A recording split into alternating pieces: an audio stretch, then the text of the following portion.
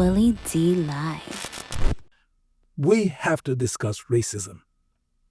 There is a movement in this country to eliminate anti-Semitism. And by the way, I'm a part of it. I don't want any anti-Semitism to exist. I'm going to fight it. We want to eliminate anti-Semitism, but we want to manage racism.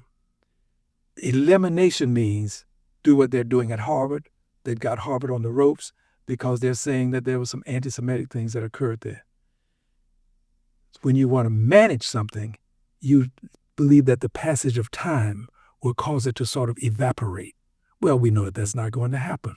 So we continue to suffer from racism while we are in the business of trying to eliminate anti-Semitism. You're absolutely right.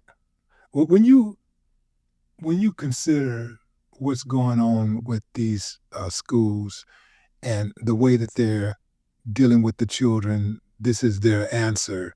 Suspending homeless children, suspending kids who come from unstable households is their answer to dealing with violence in schools and drugs in schools. So my question to you is, how much do you think that America, not just Texas, but how much do you think that America really care about its youth?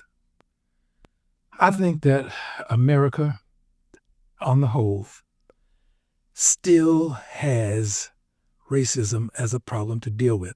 And I'm saying racism because if you look at the numbers, you're going to find that most of these children are of color. That's what you're going to find. And America still has a problem with the races in this country. We have a president now who is doing everything that he can to roll back the clock as it relates to these issues associated with race. He has said that DEI is something that is being used to discriminate. He has indicated that being woke is somehow harming people, saying that you're woke, to be alert and aware of what's happening is somehow harmful. But this is what they do to us. When there's something that benefits us, Black Lives Matter benefited us, but they wanted us to say all lives matter. Well, we know all lives matter. We see what's happening with other lives, but it's the Black lives that we have to concern ourselves with because it's the Black lives that can get stopped for a traffic ticket and no longer exist. You get stopped for a traffic ticket. Why should a person lose his life if he gets caught speeding, if you're stopping for speeding? Or if they decide, and when there's a traffic stop and they try to run away, do you shoot the person in the back and the only charge you have now is speeding and the person flees? So Black lives have to matter, and we have to say that so that people will understand that Black lives really do matter.